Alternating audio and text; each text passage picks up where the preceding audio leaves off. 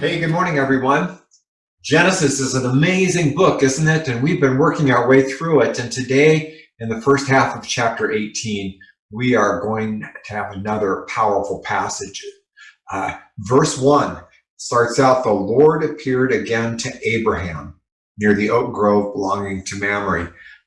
Three people then show up to Abraham and Sarah's tent, and the writer tips us off right away. It was the Lord, one of them. The writer is telling us that one of the three people is actually God in human form. Think about that.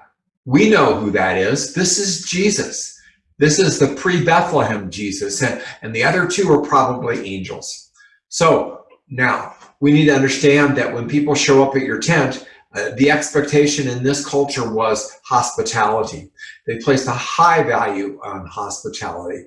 The idea is that you just never knew when you might be out and dependent upon the hospitality of somebody else. And so therefore there was an expectation that strangers would be treated hospitably.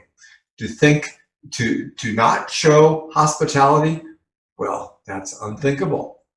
Now, we don't think that Abraham at first senses who these three are. Or does he?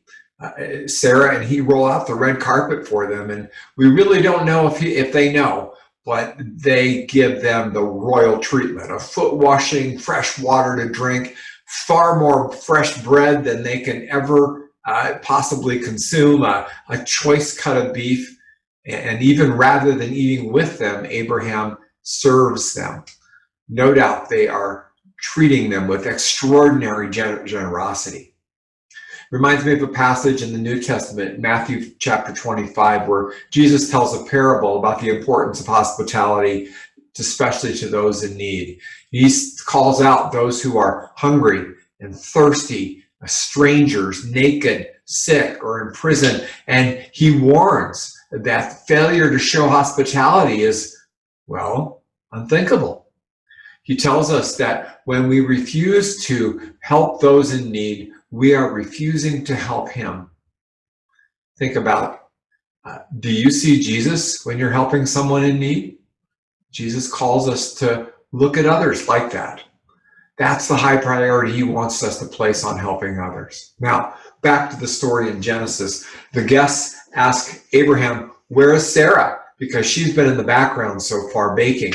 And then one out of the blue, one of the guests, we assume it's Jesus, he says to Abraham that he will return at this time next year and that Sarah will have a son. Now, understand, this is not the first time that Abraham and Sarah had heard that they were going to be the father and mother of a great family, and in fact, a great nation, and that the whole world would be blessed through them.